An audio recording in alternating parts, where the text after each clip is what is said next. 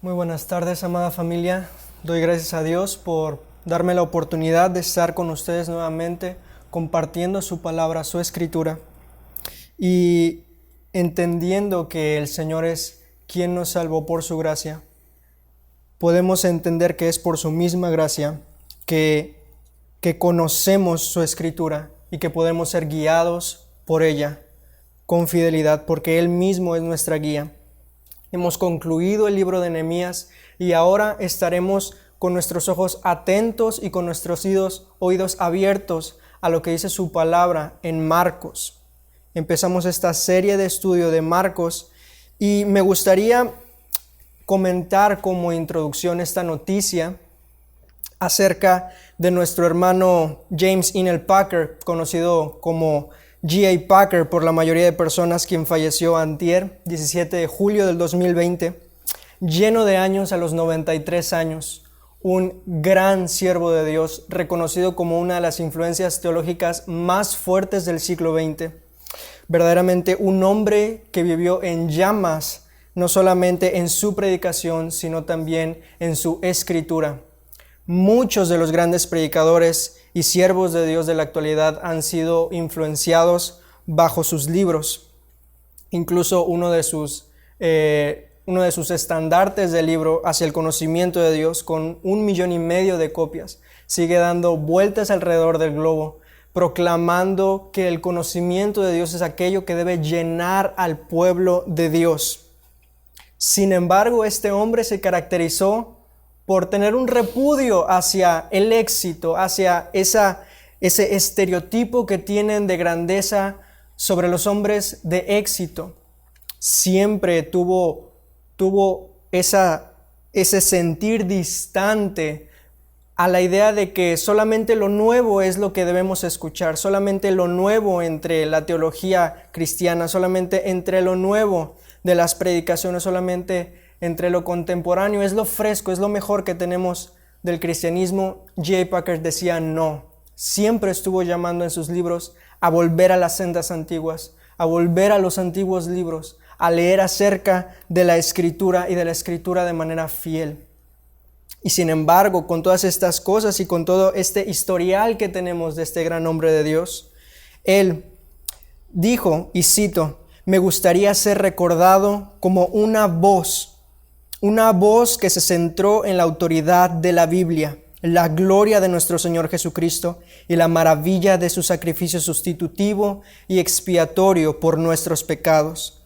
Me gustaría ser recordado como una voz que llama al pueblo cristiano a la santidad y que desafía los lapsos de los estándares morales cristianos». G.A. Packer no quiso ser reconocido como un autor exitoso o como la mayor influencia teológica del siglo XX, sino simplemente como una voz que llama al pueblo de Dios hacia su Dios y fuera de todo ídolo. Y es precisamente lo que vamos a ver como temática en el capítulo 1 de San Marcos. En este evangelio estaremos viendo distintas voces divididas en 4 puntos de los versículos 1 al 15.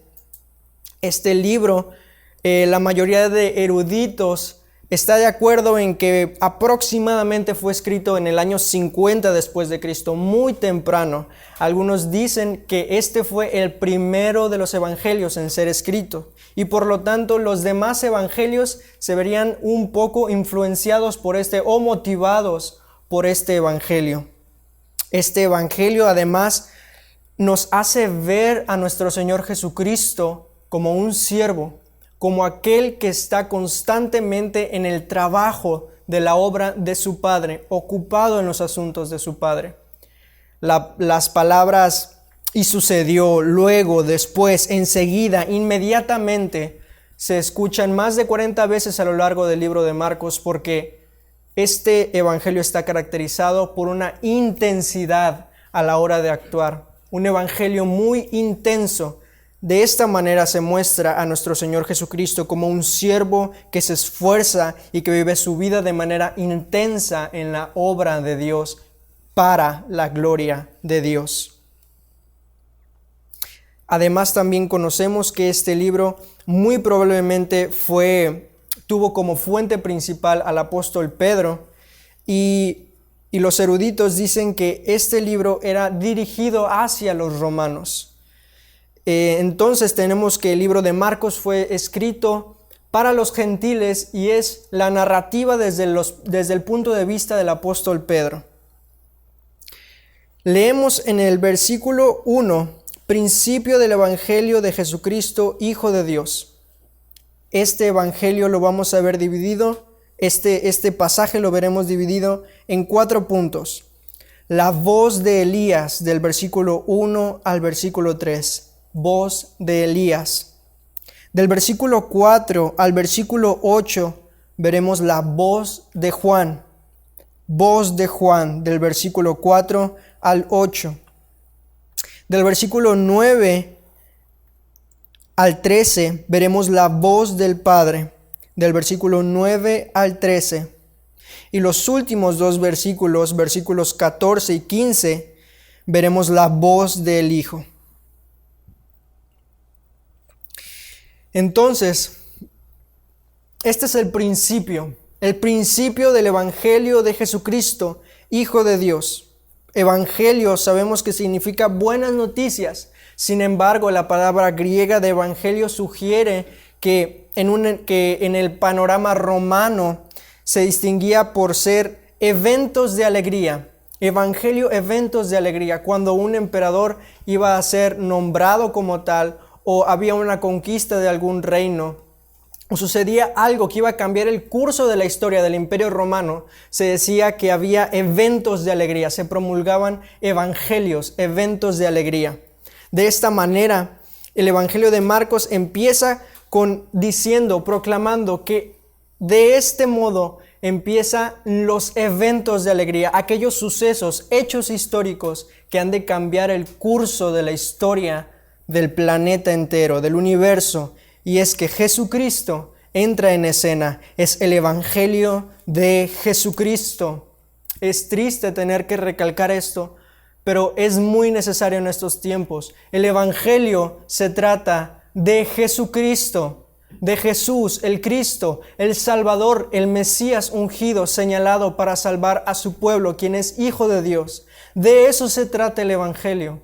No se trata acerca de ti, no se trata acerca de mí, no se trata de nuestra riqueza, ni tampoco de nuestra salud, no se trata de nuestra seguridad, ni cómo va tu cuenta bancaria, no se trata de cuánto prosperas o cuánto te entristece tener que dejar tu pecado, se trata de Cristo. Es el Evangelio de nuestro Señor Jesucristo, y es ese Evangelio el que debería ser proclamado en los púlpitos de todo el mundo. Versículo 2. Como está escrito en el profeta Isaías: He aquí, yo envío mi mensajero delante de tu faz, el cual preparará tu camino. Voz del que clama en el desierto: preparen el camino del Señor, hagan derechas sus sendas. Empieza con estas palabras Marcos: como está escrito. El Antiguo Testamento está dando una voz, específicamente el profeta Isaías. Había una profecía de más de cientos de años que estaba anunciando la llegada de el Mesías, de el Señor. He aquí yo envío mi mensajero delante de tu faz, el cual preparará tu camino. Voz del que clama del desierto: prepara el camino del Señor. Este era el mensaje, la venida del Señor. Acompáñenme a Isaías 40, que es la escritura que cita en esta porción Marcos. Isaías 40, leo a partir del versículo 1. Consuelen a mi pueblo, dice su Dios. Hablen al corazón de Jerusalén y díganle a voces que su lucha ha terminado, que su iniquidad ha sido quitada, que ha recibido de la mano del Señor el doble por todos sus pecados. Una voz clama: preparen en el desierto camino al Señor, allanen en la soledad calzada para nuestro Dios. todo valle sea elevado, y bajado todo monte y collado.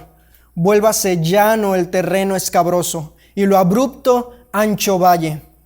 Entonces será revelada la gloria del Señor, y toda carne a una le verá, pues la boca del Señor ha hablado. Amén.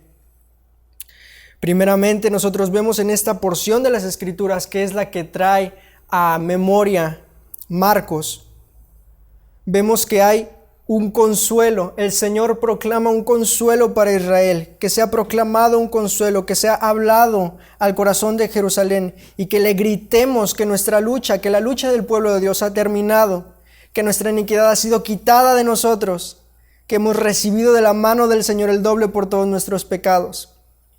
Y en el versículo 3 nosotros leemos, hace la aparición esta voz, una voz que clama y que dice: proclama en el desierto camino al Señor, preparad en el desierto camino al Señor, allanen en la soledad calzada para nuestro Dios.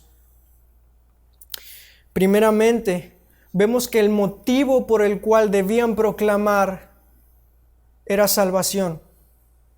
El problema principal del pueblo de Dios era que estaban ahogados en sus iniquidades.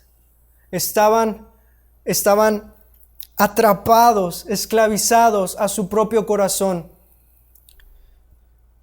Su necedad lo había llevado a tantas disciplinas, tantas y tan crudas como lo estudiamos a lo largo de todo Lamentaciones. El dolor y el sufrimiento que le causaron cada uno de sus pecados y el no poder ser libre de todas sus iniquidades. Sin embargo, el problema principal, la raíz de todo su problema, su pecado, dice aquí que había sido quitada en el versículo 2. Ha sido quitada tu iniquidad. De manera que ahora tenemos nuestro consuelo en que el Señor mismo quitó nuestra maldad de nuestros corazones. Y la voz tenía esta noticia, tenía esta tarea: proclamar que el Señor ya venía, el Señor, Yahweh de los ejércitos, el Dios todopoderoso, el Rey de Reyes habría de venir y debían de allanar, debían de preparar este camino para el Señor. De manera que Marcos entiende que aquel que habría de venir era Dios mismo. Y sabemos que es Jesucristo el que aparece en los siguientes versículos. Por lo tanto, la llegada del Dios Todopoderoso es la llegada de nuestro Señor Jesucristo. Es decir, que de acuerdo con la intención de Marcos e Isaías, Jesucristo es el Señor mismo, Dios Todopoderoso, el Dios de Israel. Jesucristo se levanta como Rey y Señor sobre todo el universo, porque es a Él a quien Juan el Bautista debía preparar las sendas, debía anunciar: preparen el camino del Señor y hagan derechas sus sendas. Sin embargo, como entendemos que es el Señor quien se acerca, es el Señor quien viene a su pueblo, el llamado es precisamente a enderezar lo torcido, a enderezar aquello que estaba para ningún lado. El hecho de hacer una senda, el hecho de hacer un camino, tiene la idea de tapar los hoyos, de quitar todo monte y todo lo que estorbe para crear un camino, para hacer un camino, para preparar por dónde iba a pasar el rey. Es esta la idea de allanar las sendas, de que lo abrupto se vuelva liso. Entonces nosotros entendemos cuál era la intención de este proclamar: volver a la santidad. Quitar todo lo que tengamos que quitar, cerrar las grietas que tengamos que cerrar. Delante de Dios viene nuestro Rey. Este era el clamor de Juan el Bautista, este era el mensaje del cual hablaba Isaías. Esto era lo que proclamaba la voz en el Antiguo Testamento en Isaías 40. que el rey habría de venir y que por lo tanto debíamos de preparar un camino y quitar y hacer llano, tener listo, arrepentirnos. De manera que el llamado de Isaías es a arrepentimiento, Y entonces, dice el versículo 5, será revelada la gloria del Señor, y toda carne lo verá, pues la boca del Señor ha hablado. Nosotros recordamos en Éxodo cuando Moisés le pidió al Señor que le mostrara su gloria, y Él le mostró toda su bondad. Y cuando nosotros vemos que Jesucristo se introduce en este mundo, es lo que vemos, toda la bondad, la misericordia y la gracia del Señor personificada, encarnada en Cristo Jesús. Porque Él vino para salvar al mundo y no para condenarlo. Es de esa manera que vimos su gloria. Entonces entendemos que la voz de Isaías proclamaba un arrepentimiento y la salvación del pueblo de Israel a través del Señor, del Mesías que habría de llegar. Sin embargo, esto es imposible para cada uno de nosotros, porque requiere que sea transformado nuestro corazón. Podemos entender esta senda que es hecha como nuestro corazón, el trabajo de Dios en nuestro corazón, preparar las sendas, arrepentimiento. Ese es el trabajo que Dios tiene que hacer en nuestro corazón. Para hacer una senda se requiere demoler, se requiere hacer trizas, se requiere quebrantar todo lo que tenga que ser quebrantado para que el Señor pueda entrar. Es de esta manera que nosotros debe de ser tratado nuestro corazón delante de Dios. Debe ser destrozado, humillado delante de Él, porque viene el Señor, porque viene el Rey. Es de esta manera que el clamor de Isaías no solamente es para arrepentimiento, sino también para humillación. Para humillación. Es solamente a través de su palabra que podemos ser quebrantados y destrozados, e ir al suelo en humillación, pero arrepentidos delante de Dios, y así estaremos con un corazón dispuesto delante de Él. Esta es la voz de Isaías, y esta fue la profecía, que habría una voz que vendría a proclamar en el desierto que nos arrepintiéramos, llamar arrepentimiento al pueblo de Dios. Y lo vemos cumpliéndose en el versículo 4 con la voz de Juan. El versículo 4 dice: Juan el Bautista apareció en el desierto, predicando el bautismo de arrepentimiento para el perdón de pecados. Y acudía a él toda la región de Judea y toda la gente de Jerusalén, y confesando sus pecados eran bautizados por él en el río Jordán. Juan estaba vestido de pelo de camello, tenía un cinto de cuero a la cintura, y comía langostas y miel silvestre, y predicaba diciendo: Tras mí viene uno que es más poderoso que yo, a quien no soy digno de desatar inclinándome la correa de sus sandalias. Yo los bauticé con agua, pero él los bautizará con el Espíritu Santo. Juan el Bautista. Marcos no da una especificación ni da el historial de Juan el Bautista, a diferencia de los otros evangelios. Pero gracias a los demás evangelios conocemos que Juan el Bautista, quien era hijo de padres piadosos y siervos de Dios, que fue anunciado incluso por un ángel, nacido de una mujer estéril, el más grande de los nacidos de mujer, de acuerdo a nuestro Señor Jesucristo, y fue el instrumento que Dios usó para traer a muchos al arrepentimiento. Sin embargo, él no es reconocido de esta manera. De nuevo, él es simplemente una voz, simplemente una voz. Él no tiene títulos, no tiene nada, no es reconocido como alguien. Una voz ni siquiera lo ves, ni siquiera sabes de quién es. Solamente escuchas el mensaje, porque es lo que importa, el mensaje, el mensaje. ¿Y qué es lo que venía proclamando Juan el Bautista? Él venía proclamando, predicando el bautismo de arrepentimiento. Es decir, arrepiéntanse y sean bautizados. Arrepiéntanse incluye humillación. Y el mensaje principal era el rey viene. Recordemos eso, el mensaje principal era el rey viene, el Mesías está cerca. Sin embargo, en respuesta a esta noticia, la reacción en el pueblo de Dios debería de ser arrepentimiento. Por lo tanto, en consecuencia a la venida de nuestro Señor, Juan grita: arrepiéntanse y sean bautizados.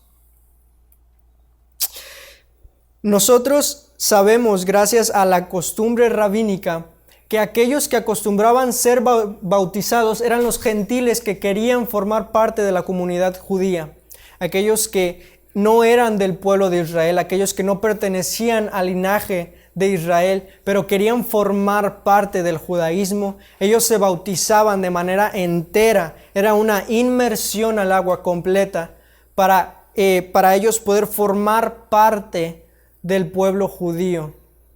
El agua, a lo largo de las Escrituras, nosotros sabemos que es una figura de limpieza, de purificación, de transformación. Y este bautismo nos está diciendo que el pueblo de Dios, los judíos, estaban diciendo: yo estoy tan alejado de mi Dios, estoy tan distante de Él, que no soy más que un gentil, y por lo tanto necesito arrepentirme. Y el bautismo era eso, era una declaración pública frente a todos sus parientes judíos también, israelitas también, que ellos eran pecadores, tal como los gentiles, y que debían de ser limpiados y lavados.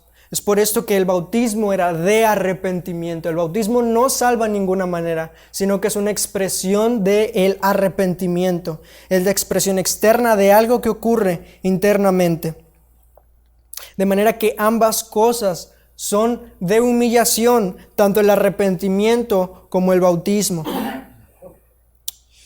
Y al igual que Isaías, recordemos, al igual que Isaías, Juan el Bautista se dirige al pueblo de Dios, porque el Mesías vino primeramente a su pueblo.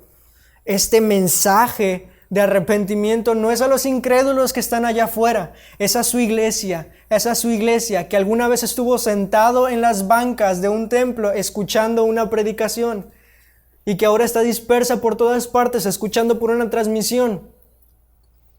Esa es su iglesia, aquella que ha permanecido en necedad delante de Dios y que no ha hecho aquello que le toca, que ha ocupado su sanidad física para hacer todo menos la voluntad de Dios, y que ahora en enfermedad muchos de ellos temen y están en angustia y tampoco dan gloria con su angustia a Dios. Es al pueblo de Dios que su palabra, que esta voz proclama: arrepiéntanse.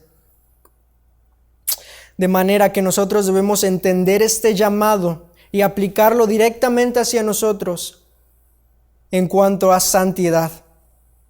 Porque ciertamente nuestro Señor vendrá y vendrá pronto. Pero la pregunta es: ¿hallará fe en la tierra? ¿Estaremos nosotros esperándole con ansias? ¿Estaremos alabándole y glorificándole en tanto viene a esta tierra? También vemos, hermanos, que aunque ciertamente esto era dirigido al pueblo de Dios, las personas que acudían a bautizarse muy probablemente no eran hijos de Dios. Muy probablemente no eran hijos de Dios. Entendemos claramente que hay hijos de Dios que han pecado y que necesitan arrepentirse de su pecado. Esa es una realidad que existe en el pueblo de Dios. Sin embargo, también podemos entender que muchos de estas personas que iban a bautizarse no tenían relación alguna con Dios porque eran espiritualmente muertos delante de Él. De manera que nosotros, a quienes se nos ha encargado la gran comisión de hacer discípulos y bautizarlos en el nombre del Padre, del Hijo y del Espíritu Santo, también proclamemos con vehemencia esta verdad, este llamado de Dios a todo hombre de arrepentirse y creer en el Evangelio. No solamente es un llamado de Dios a su pueblo a arrepentirse, sino que también nosotros debemos de seguir el ejemplo de Juan el Bautista y proclamar con vehemencia: arrepiéntete y cree en el Evangelio. Este es el mensaje de Isaías, este es el mensaje de Juan el Bautista.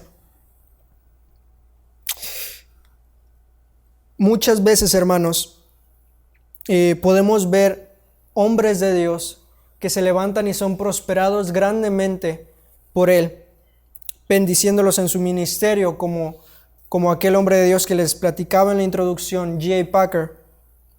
Sin embargo, podemos ver a otros que en realidad entraron por deseo propio, por iniciativa propia, pero ellos no cumplen con los requisitos. Algunos de ellos ni siquiera son cristianos y se encuentran predicando en púlpitos. ¿Y qué es lo que pasa? Que nosotros leemos en el versículo 5, y acudía a él toda la región de Judea y toda la gente de Jerusalén, confesando sus pecados, eran bautizados. Entonces Juan el Bautista estaba siendo maravillosamente bendecido. Su ministerio estaba siendo prosperado de una manera inconcebible. Él tenía lo que podemos conocer hoy como un ministerio exitoso. La mano de Dios estaba para con él respaldándole. Pero nosotros entendemos, hermanos, que era imposible que fuera de esa manera, porque Juan el Bautista era todo lo contrario a las expectativas que tenemos de un gran predicador. Nosotros leemos en el versículo 6, Juan estaba vestido de pelo de camello, tenía un cinto de cuero en la cintura y comía langostas y miel silvestre. Tiene una apariencia ridícula frente a los israelitas, muy ajena a lo que ellos estaban acostumbrados a ver. Ciertamente él es el último de los profetas del Antiguo Testamento y se vestía tal y como los profetas del Antiguo Testamento. Pero recordemos que pasaron 300 años antes de que apareciera Juan el Bautista. 300 años sin que ninguna voz de Dios se levantara entre Israel. De manera que era algo totalmente extraño al pueblo de Dios ver a un hombre vestido de esta manera y proclamar con tanta fuerza un arrepentimiento por medio del bautismo. Y sin embargo, Dios prosperó su ministerio, porque no era mediante su apariencia que el Señor obrara, sino que era por su propia voz, por su propia voluntad. Juan el Bautista era solamente un instrumento, de nuevo, solamente una voz. De manera que aquellos que se encuentran en un puesto de liderazgo deberían preguntarse si son llamados por Dios. No deberían de ser guiados por la opinión de sus cercanos, sino por un llamado dentro de Él, un llamado de Dios para el ministerio. Porque es este ministerio el que Dios prospera. A pesar de la apariencia de Juan el Bautista, todos acudían a Él. Aún en el desierto. ¿Quién predica en el desierto? Actualmente tratamos de predicar donde haya el mayor número de personas, donde haya el mayor número de oídos para que el mensaje sea escuchado por el mayor número de personas. Y eso no es pecado. Es bueno delante de Dios querer llegar a más personas y tener esa intención de llevar el evangelio a más almas. Sin embargo, Juan el Bautista hizo todo lo contrario. Cumpliendo la profecía de Isaías, se encontraba en un desierto donde no hay ni un alma, pero acudían a Él, iban hacia Él. Las personas corrían la voz, iban una a una a aquel que estaba comiendo langostas en el desierto y miel silvestre, y eran bautizados en arrepentimiento. Esto de nuevo es una humillación. ¿De dónde viene este mensaje de una persona vestida así? Esto es humillante delante del pueblo de Dios, pero tenían que acatar la voz de Dios por medio de él. Y la humillación de Juan el Bautista continúa diciendo: no soy digno. Versículo 7. Y predicaba diciendo: tras de mí viene uno que es más poderoso que yo, a quien no soy digno de desatar, inclinándome la correa de sus sandalias. En la tradición rabínica, en el Talmud babilónico, se decía que que el aprendiz del maestro debía servir en todas las cosas que sirve un esclavo a su señor, excepto en desatarle la correa de los pies, en desatarle la correa de sus sandalias, porque esto era entendido como ir demasiado lejos. Un aprendiz debía hacer todo por su maestro, debía de servir en cada área que el maestro le pidiera, excepto en desatarle la correa de sus sandalias, porque esto sería entendido como ir demasiado lejos, incluso como idolatría. Sin embargo, Juan el Bautista dice: yo no soy digno ni siquiera de eso. Juan el Bautista no se consideraba un esclavo de Cristo, se consideraba menos que eso, se consideraba inferior a un esclavo delante de este gran rey. De manera que podemos dimensionar un poco cuán grande era esta persona que venía tras de él. Juan el Bautista se humilló desde el principio, proclamando en un lugar donde no hay nadie. Se humilló aún con su apariencia frente a todo el pueblo y se humilla en su predicación diciendo: no soy digno ni de desatar inclinándome la correa de sus sandalias. Yo los bauticé con agua, dice el versículo 8, pero Él los bautizará con el Espíritu Santo. Nuevamente, Juan el Bautista dice de sí mismo ser solamente una flecha que apunta hacia el Señor, solamente una sombra delante de Él. Él no es nadie, solamente bautizo con agua, dice Juan el Bautista, pero este bautismo no los puede limpiar de nada en realidad. Este bautismo es solamente un símbolo del verdadero bautismo, que es el Espíritu Santo de Dios, transformando a una persona desde adentro, que sería posterior a la cruz. De manera, hermanos, que todo el ministerio de Juan el Bautista se caracterizó por una humillación constante delante de Dios y delante del pueblo. Seamos nosotros de esta misma manera, como Juan el Bautista, humillándonos a nosotros mismos, como mendigos señalando dónde está el pan. Todos nosotros carecemos de este pan. Aquellos familiares nuestros que están muertos en sus delitos y pecados, que no conocen al Señor Jesucristo y que beben iniquidad como si fuera agua. Ellos son mendigos tal y como tú y yo, hermano, alguna vez lo fuimos. Acerquémonos con humildad. Acerquémonos admitiendo delante de ellos: nosotros también somos como tú, somos pecadores, viles pecadores delante de Dios, dignos del castigo de Dios e indignos totalmente delante de Él. Pero sabemos dónde hay pan, pero sabemos dónde puede ser saciada tu alma. Es en Cristo Jesús, aquel que murió por ti, para salvarte, para perdonarte. Y nuevamente la profecía se cumple. La profecía de Isaías sobre aquella voz en el desierto se cumplió en el versículo 4, cuando Juan el Bautista apareció. Y la proclamación de Juan el Bautista sobre aquel que venía detrás de él se cumple en el versículo 9. Ahora vemos la voz del Padre en el versículo 9. Y sucedió en aquellos días que Jesús vino de Nazaret de Galilea y fue bautizado por Juan en el Jordán. E inmediatamente al salir el agua, vio que los cielos se abrían y que el Espíritu como paloma descendía sobre él.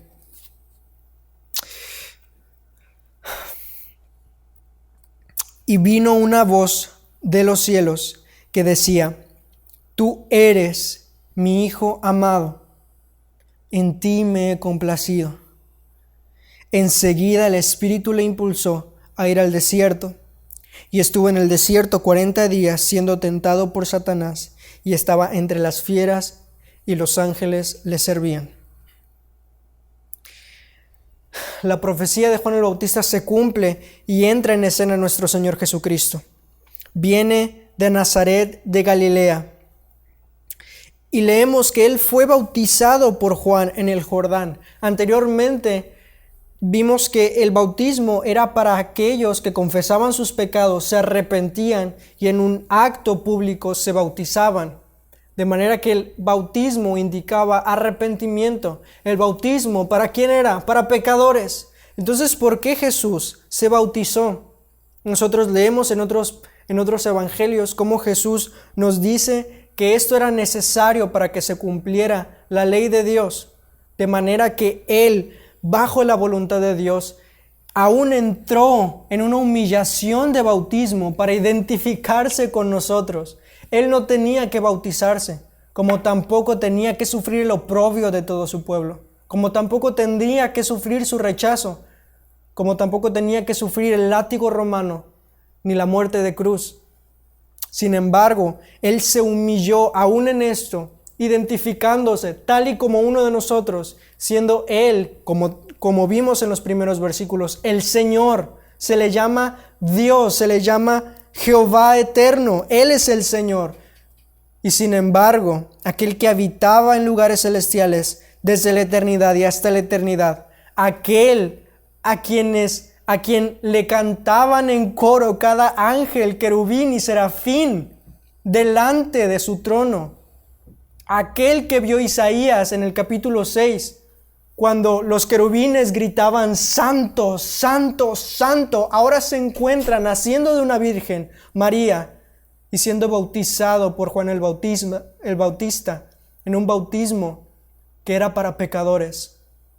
Él se humilló en esto, identificándose como uno de nosotros, como un humano de carne y hueso. Aunque Él vino en semejanza de carne de pecado, Él no tuvo pecado. Y nosotros leemos, hermanos, que las demás personas que estaban en el lugar se dieron cuenta que no era cualquier persona. Probablemente solamente Juan el Bautista notó cuando Jesús entró en escena y ninguna otra persona más de los que estaban ahí pudo haber notado que Jesús era el Señor, porque no venía con caballos, ni carros, ni ninguna otra cosa, solamente un hombre de Nazaret de Galilea.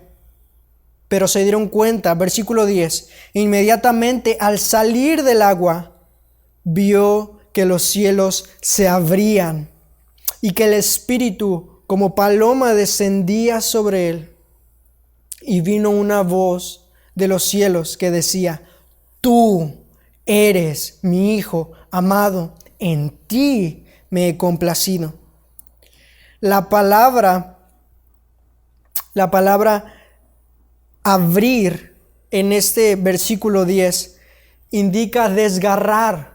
Los cielos se desgarraron frente a Jesús. Cada pecador entraba a esas aguas y salía, entraba y salía, pero cuando Jesús entró y salió, los cielos se desgarraron frente a él y se abrieron de par en par. Y desde el trono de Dios salió esta voz. Ahora no es la voz de Isaías en el Antiguo Testamento hace cientos de años. Ahora no era la voz de Juan el Bautista que estaban escuchando en aquel momento. Ahora era la confirmación directa de Dios el Padre, el Dios eterno de Abraham, Isaac y Jacob. Ahora se estaba dirigiendo a su Hijo en la tierra. Y todos lo escucharon en aquel lugar. Porque en Mateo nosotros vemos que Juan el Bautista mismo ve a esta paloma descendiendo y Juan el Bautista mismo, por lo tanto, escucha esta voz. Esta fue una voz audible, de manera que no había manera alguna de negar que este era el Mesías, el ungido de Dios, escogido para salvar a su pueblo, Dios encarnado. De ningún profeta y de ningún apóstol se dijo esto, solamente de Jesús, porque Él no era un pecador como los demás. Él era justo y santo delante de Dios, y esto se confirma. Porque leemos en el versículo 12, enseguida el Espíritu Santo le impulsó a ir al desierto, y estuvo en el desierto 40 días, siendo tentado por Satanás, y estaba entre fieras, y los ángeles le servían. Esta palabra, le impulsó, es la misma que se usa cuando Jesús echa fuera demonios. Esta palabra indica un acto inmediato, un acto rápido. Y es este el vocabulario que regularmente usa Marcos. Ya leímos las palabras inmediatamente, enseguida, y ahora le impulsó. Es algo muy rápido, con mucha intensidad, y el Espíritu Santo lo guía hacia el desierto. Ahí es donde se iba a probar las palabras que el Padre había proclamado frente a todos.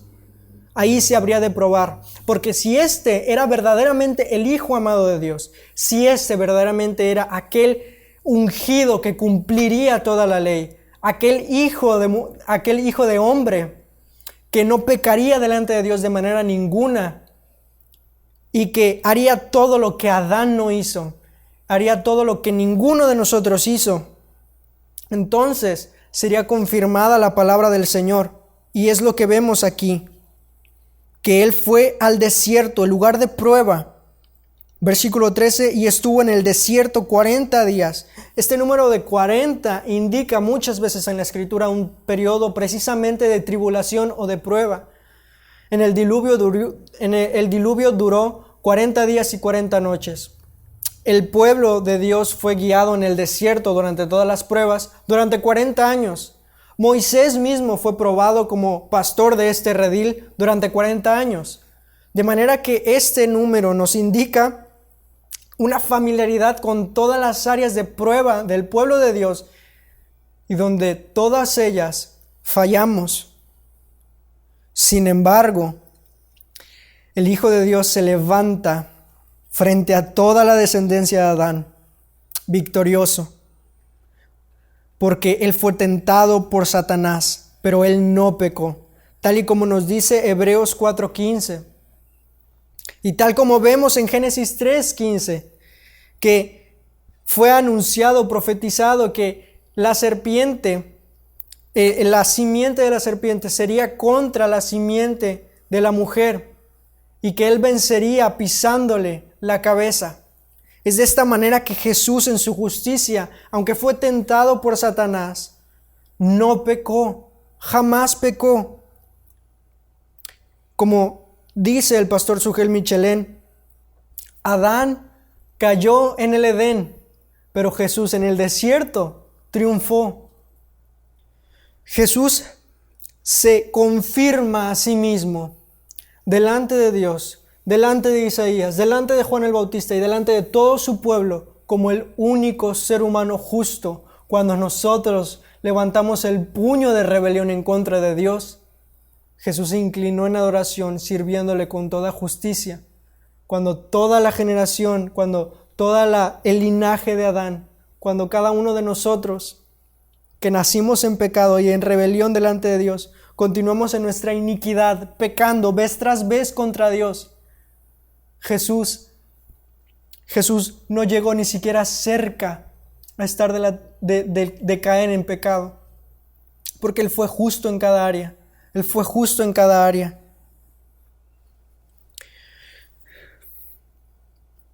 Vemos, hermanos, también que dentro de esta tentación, Jesucristo es Rey no solamente de toda la creación, de toda la tierra, sino también del reino espiritual. Leemos, y estaba entre las fieras. La idea con esta oración es que Él estaba en paz con las fieras del campo. Que ninguna de las fieras lo atacó, sino que Él estaba en paz, en armonía con cada una de esas fieras, tal y como Adán en el paraíso. De manera que Jesús es esta figura de Adán estando en el paraíso con las bestias del campo, nombrándolas y habitando en paz con ellas. Jesús es esta realidad, esta encarnación de la sombra de Adán, esta encarnación en el desierto, habitando en paz y en armonía con cada una de las fieras. ¿Por qué? Porque Él es el Rey de toda la creación, porque Él era Rey con todas las fieras. Un comentarista dice que las fieras se postraban en mansedumbre delante de este Rey, porque aún toda la creación le reconocía. Y esto es notorio porque, de nuevo, la idea de este texto es que habitaban en paz. Ninguna de estas fieras intentó atacarle. Pero también vemos ahí que los ángeles le servían. De manera que no solamente las fieras, sino que los ángeles le servían. El reino espiritual, los ángeles de Dios, actuaban como siervos delante de un Señor, porque era precisamente eso, el Señor de ellos, el Señor de las bestias del campo y de todo lo que hay en ellos, y el Señor de los ángeles que habitan en el cielo y todo lo que hay en el cielo. Él es el Rey del cielo y de la tierra. Y ahora nosotros vemos que no solamente el Padre mismo, con una aparición del Espíritu Santo corporal, sino que también el Hijo proclama este mensaje. El mensaje fue proclamado por Isaías, por Juan el Bautista, por el Padre y ahora por el Hijo. Versículo 14. Después de que Juan había sido encarcelado, Jesús vino a Galilea proclamando el Evangelio de Dios y diciendo: el tiempo se ha cumplido y el reino de Dios se ha acercado. Arrepiéntanse y crean en el Evangelio. Hermanos, este predicador, Cristo Jesús, el Hijo de Dios, el Rey de Reyes y Dios mismo, entró en escena humillándose y no llegó con la expectativa que tenía el pueblo judío de él. No llegó con todo ese ejército que ellos esperaban para ser librados de la opresión romana ni del emperador. Sin embargo, él pudo decir con toda certeza y con toda firmeza que el reino de Dios estaba ahí. Arrepentíos y creed en el Evangelio, porque el reino de Dios se ha acercado. El Rey está aquí. Por más de 300 años el pueblo de Dios permaneció sin ningún rastro de la palabra de Dios. Pero ahora vemos que el Evangelio, las buenas nuevas de salvación, eran proclamadas por boca de Dios mismo. El reino de Dios implica el gobierno de Dios y por lo tanto implica que Él manda y que nosotros nos sometemos. Esto debe de ser una realidad entre el pueblo de Dios. Él es quien decide lo que nosotros hacemos, cuándo lo hacemos, cómo lo hacemos, con qué actitud lo hacemos. Y hermanos, nosotros deberíamos de analizarnos a nosotros mismos en este tiempo de contingencia. ¿Quién es tu Rey? ¿A qué le estás dando cabida? ¿A qué estás obedeciendo en este tiempo? La proclamación es la misma. Arrepiéntete y cree, humíllate y confía, humíllate y confía en Él. Y a ti que estás escuchando esto y que no te parece familiar nada acerca de las Escrituras y nada de lo que estamos leyendo, el mensaje para ti es exactamente el mismo. El Rey ya pisó esta tierra y el Rey viene pronto. Y el llamado para ti es: arrepiéntete y cree. Arrepiéntete y cree. No te ofrecemos el mejor plan para tu vida, el mejor propósito para tu vida. No te ofrecemos una vida llena de prosperidad y de salud. No, de ninguna manera. Pero lo que sí ofrece Cristo es vida eterna y una cruz en la cual morir todos los días. Es este el mensaje del cristianismo, es este el mensaje del Antiguo, del Nuevo Testamento y de nuestro Señor Jesucristo mismo. Arrepiéntete y cree. De manera que el gobierno de Dios estaba siendo revelado frente a ellos, el reino de Dios estaba siendo revelado frente a ellos. Y la respuesta de su pueblo es arrodillarse, humillarse y obedecer. El Rey viene pronto. Y este evangelio, hermanos, este evangelio fue anunciado por cada uno de los profetas, por cada uno de los apóstoles y por nuestro Señor Jesucristo mismo. ¿Quiénes somos nosotros para callar este mensaje? Que ninguno de los profetas y de los grandes hombres de Dios se atrevió a callar. ¿Somos nosotros acaso mayores a ellos? De ningún modo. Habremos de proclamar también con firmeza quién es el Rey. ¿Quién es el Rey? Hemos pecado delante de Dios, la humanidad, y cada uno de nosotros nos hemos rebelado contra Él. Hemos caído en desobediencia, hemos preferido otros dioses, le hemos dado la espalda a Él. Y sin embargo, el mensaje es a dejar todas estas iniquidades, maldades, pecados delante de Jesús, porque Jesús mismo las puso sobre su cuerpo y la ira de Dios que nosotros merecíamos cayó sobre Él. El castigo que era para ti y para mí, la copa de la ira rebosante que habría de caer sobre nuestra cabeza, cayó sobre Cristo Jesús mismo, sobre el Hijo de Dios. Y Dios no escatimó a su propio Hijo, sino que lo entregó por amor a nosotros, para que fuéramos salvos en Él, para que nos acercáramos a Él, para ser llamados hijos, para ser adoptados, herederos juntamente con Él. Las riquezas de su gracia, todas serán dadas a aquel que se humille, reconozca que toda su vida es un fallo catastrófico delante de Dios y que es culpable y que merece el juicio divino delante de Él, pero que también confía en que aquel juez envió el sustituto perfecto, envió a Cristo Jesús precisamente para salvarte, para tomarte y llevarte a Él y guiarte por siempre, para que jamás pruebes una sola de las gotas de la ira de Dios. De manera que el mensaje es claro y fuerte. El Rey viene. Volteemos a donde siempre debimos estar, a sus pies, a su cruz. Aferrémonos y no salgamos de ahí. Nada es digno de movernos de ese lugar. Nada es digno de movernos de los atrios de Dios. Nuestra voz debe servir para alabarle. Y debemos de ser como estos siervos de Dios, humillados y destrozados delante de Él, pero con un corazón ardiendo, hombres en llamas. Hermanos, el otro día estaba meditando en esto